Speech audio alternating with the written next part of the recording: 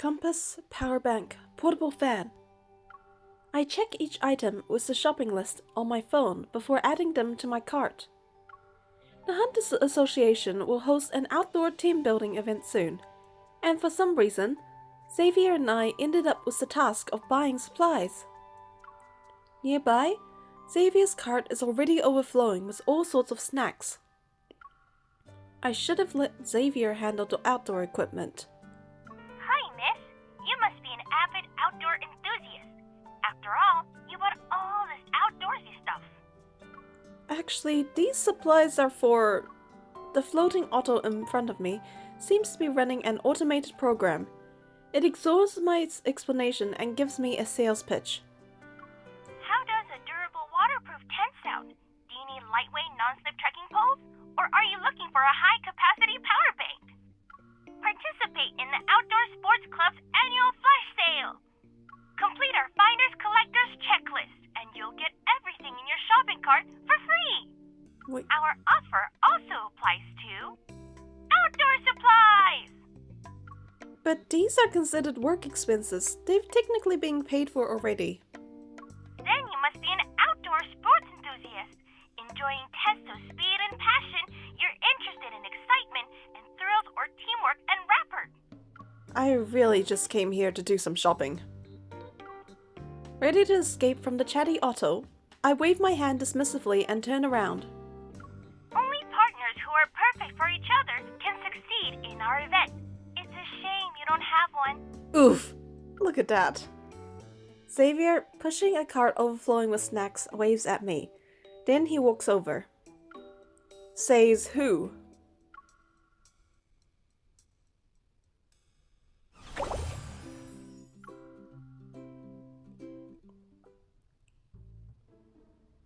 Several bulging shopping bags sit on the carpet. Various small items spill out from them. Xavier and I rest against the sofa. We exchange bewildered looks. You first. You first. I'll go if you go. I'll go if you go. We really need to clean up this mess. On the count of three, we both get up. You have my seal of approval. 3, 2, 1. Up! I don't plan on standing as I sneak a glance at Xavier. I'm about to hold out my hand to him so he can help me up. To my surprise, Xavier hasn't moved from the sofa either. Xavier, you tricked me!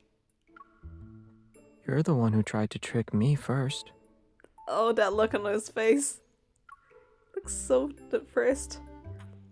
Finally dragging ourselves away from the sofa, we begin to sort through our haul.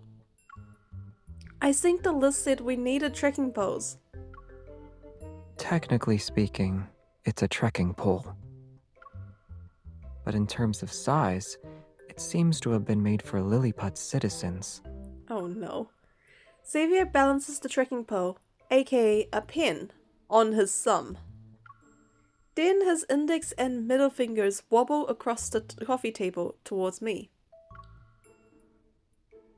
Like this. We're witnessing a historical movement. Xavier, our brave mountaineer, has embarked on his journey. I wonder which majestic peak our hiker plans to conquer. At the moment, there's only one mountain before our mountaineer. His fingers climb onto the back of my hand that's resting on the coffee table. They leave traces of warmth in their wake. This mountain. Amidst jokes and laughter, we sort our items into two piles, the supplies the association needs, and the random things we quickly grabbed.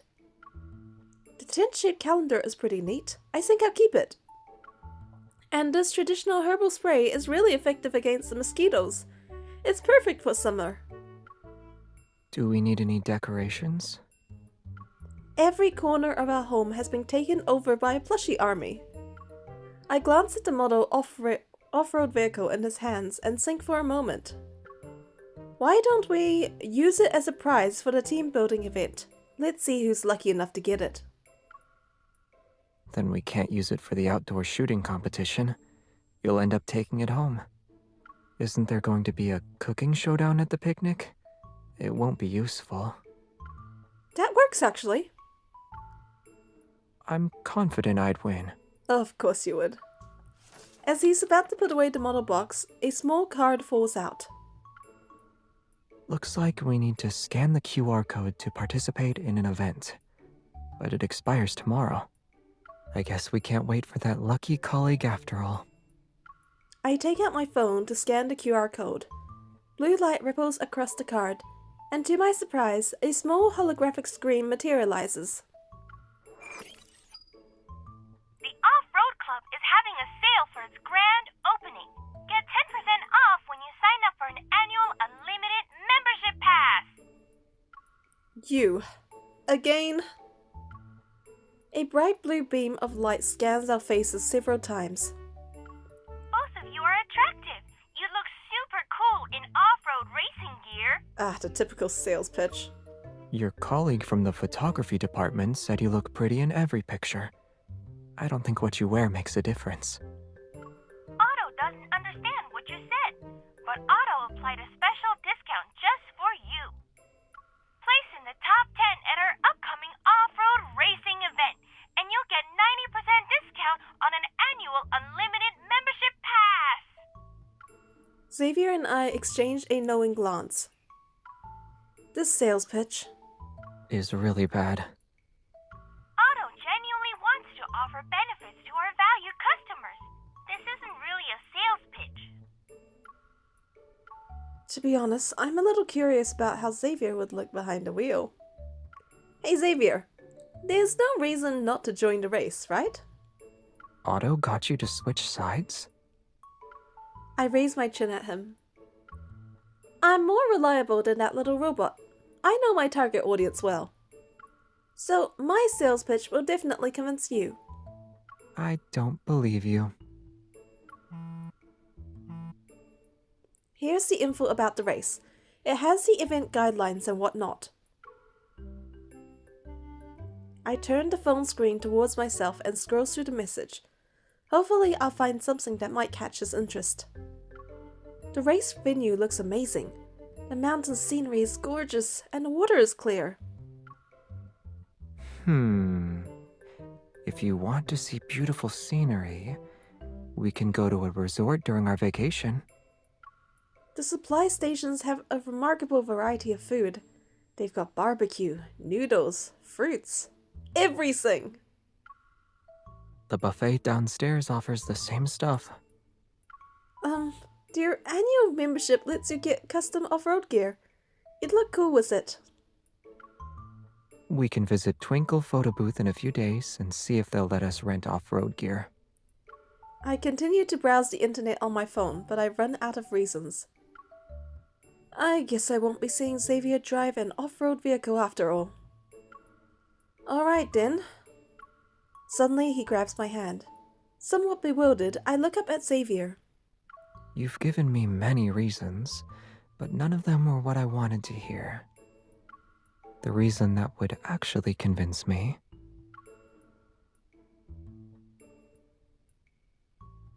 He gently presses the back of my finger. It's just enough to help me press the power button. I see my own reflection on the black phone screen. That's all I need.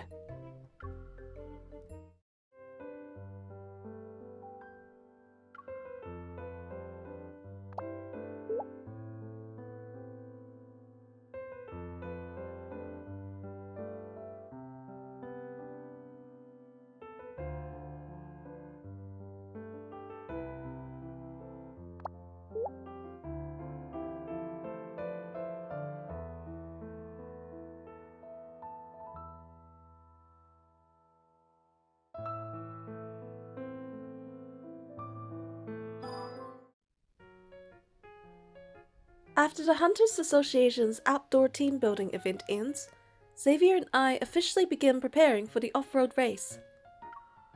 Why are we buying stuff at a supermarket? Getting supplies is part of race preparation, right? I looked into the event details. There are so many mandatory equipment requirements that it feels like a professional competition. So today's mission is to get all the required items. Xavier's expression brightens with joy. I thought preparation meant you'd drag me to the gym for intense physical training. I like this version of preparation more. Who doesn't? It's just a small competition. It's not serious enough to warrant extra training. As trained hunters, we will be unbeatable in the running portion. Do you think we should hold back a little, Xavier? So we, don't completely destroy our opponents. Maybe we should go all out. We have no experience with off-road vehicles, so we should maintain our lead in the sections we're good at, otherwise our opponents might overwhelm us later on.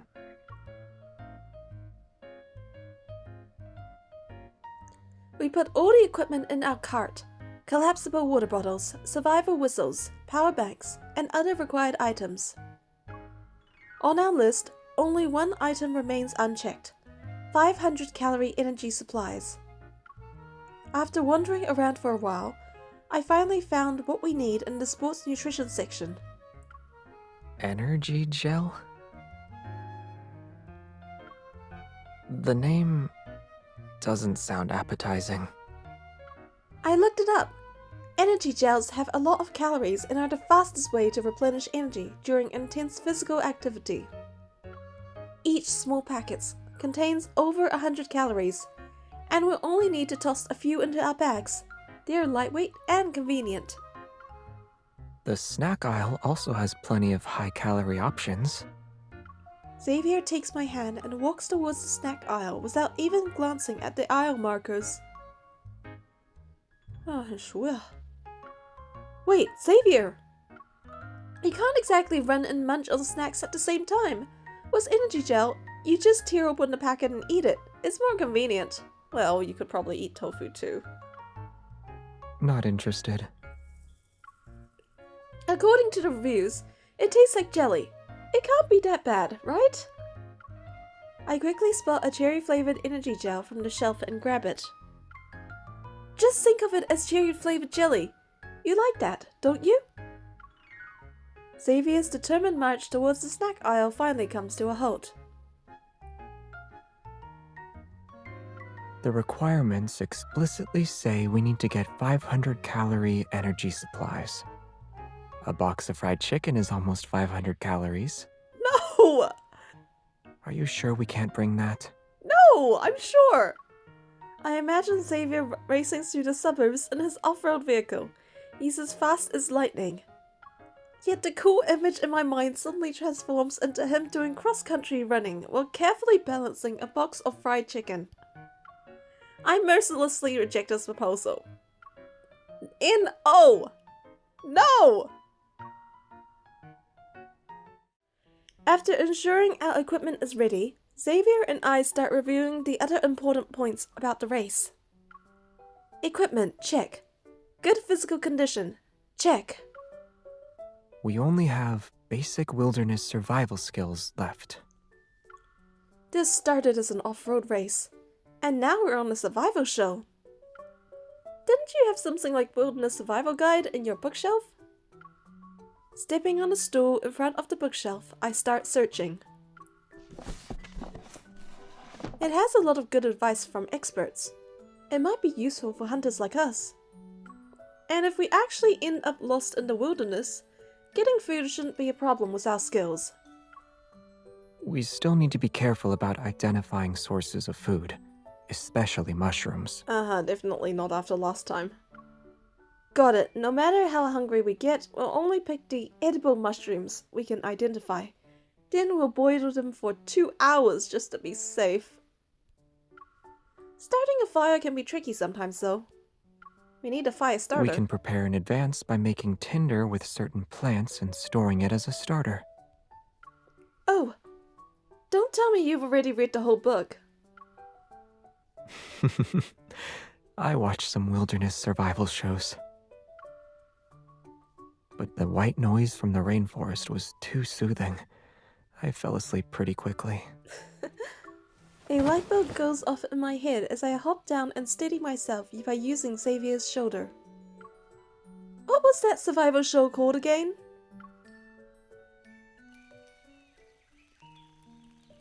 Like Xavier said, the white noise from the rainforest can make a person sleepy. I thought I could take the easy route and learn survival skills by watching the show, but as soon as Xavier and I got cozy on the couch, drowsiness started to take over.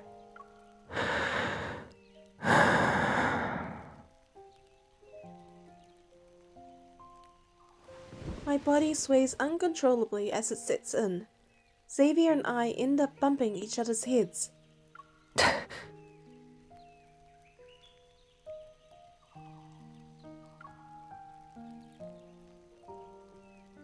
The only thing I learned so far is that rainforests are perfect for falling asleep in.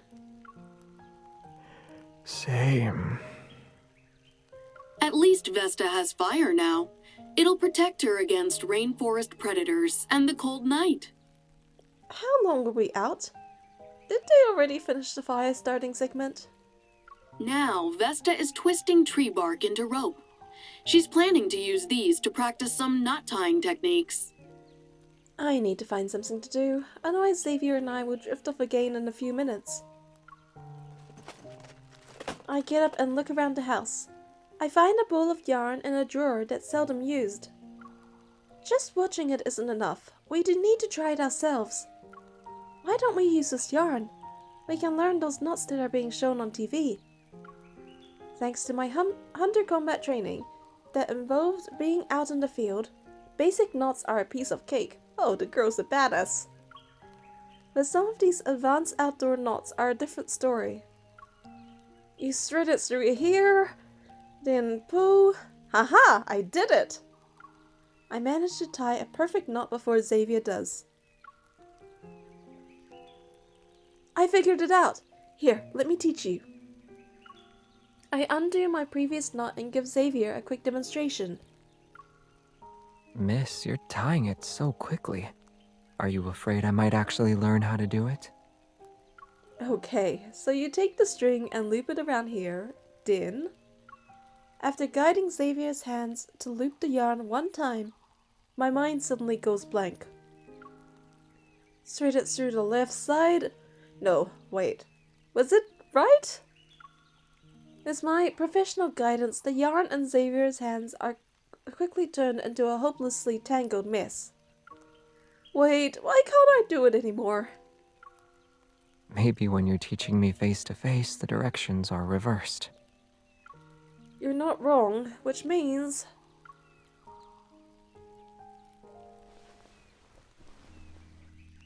Before I realize it, Xavier's arms are wrapped around my waist. He's behind me. Let's do it like this. The position works, but you don't need to hold me so tightly.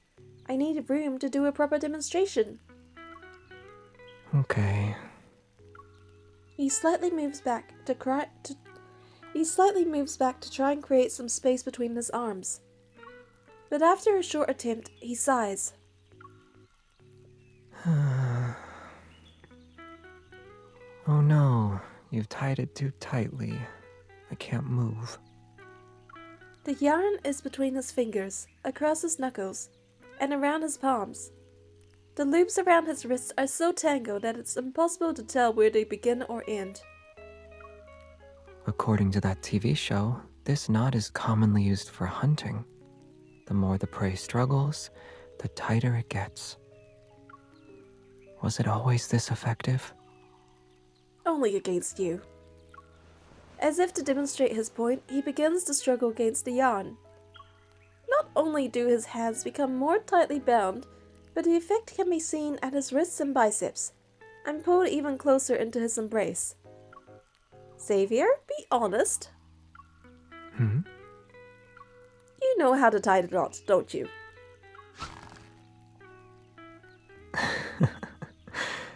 Maybe. Our methodical preparations are complete, and now the day of the competition has finally arrived. Xavier and I arrive at the venue fully geared up and breeze through the mandatory equipment check. Here are your racing number bibs and timing chips. The course map has already been synced to your wristbands. I remember these spots being the challenging sections. I should mark them. I also marked certain locations. I lean in to pick at Xavier's digital map. Why are our marked locations completely different? Here, here, and here. They're all supply stations. I knew it. The competition begins as contestants in the main group high-five one another and shout encouraging words. Then they head to a course in waves. Maintaining our spot in third place, we reach the transition point between the cross-country running and off-road vehicle segments. While Xavier registers our time for the first stage, I head to the test area to check out the provided off-road vehicles. Why is there a different off-road vehicle here? Can we use this later? Sorry, that's my car. Wow, you're so cool. Are you a professional racer? I guess you could say that. If you're interested, we can team up for the next stage. Oh, but... She already has a partner.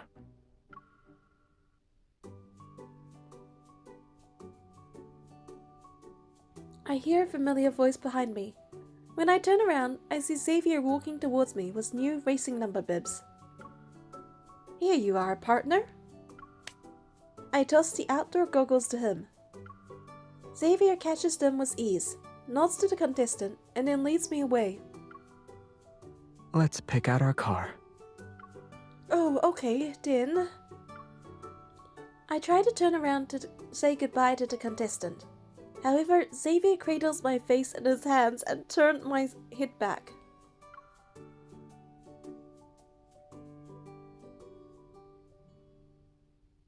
Your goggle strap wasn't fastened properly. Nice. The weather is perfect today. It's not raining, and the sunlight isn't too harsh. Yeah, it's great. Our SUV looks pretty good too. It's very nice. Actually, the first thing I wanted to say earlier was that I already had a partner, but you said it before I could. I know. Do you know what I wanted to say after? Before Xavier can answer, I continue. Are you ready to steal the show and take first place, Hotshot? Xavier slightly turns his head and averts his gaze. You said someone else was cool. She can be cool while you can be handsome. They're not mutually exclusive. Was that person a professional racer? She said I could say that. I guess she is one. Xavier nods silently and adjusts his goggles. His gaze becomes focused. Sit tight. 有动力了.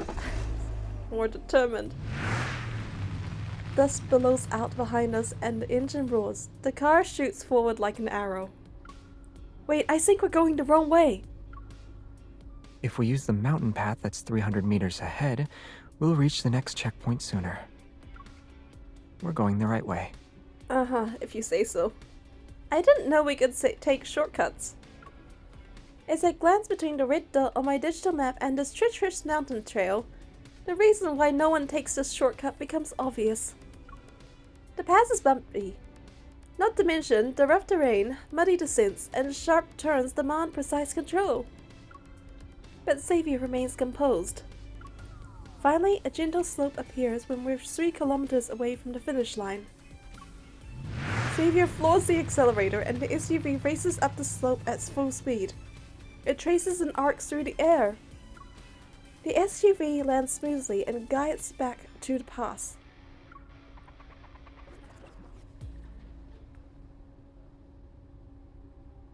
We regret to inform you that due to your deviation from the designated route, your results were disqualified for the second stage. This is the decision the organizers made. However, because of your spectacular performance during the race, you'll be given the package for completing the race along with photos from your highlights reel. Please accept them. After putting in so much effort, I wonder if Xavier is disappointed. Hmm? Oh, this is a photo of when our car was in midair. You look slightly terrified. Because of who exactly? That's me being blown away by your unexpected driving skills. You were amazing. But we would have taken first place if we stayed on the designated route. This photo is perfect. I'm going to put it next to my bed so I can admire it every day. Are you trying to comfort me? You don't need to be comforted. Not necessarily. There's still one important race metric we haven't considered. Really? We already went over speed, endurance, average obstacle clearance for rate. Everything's been accounted for.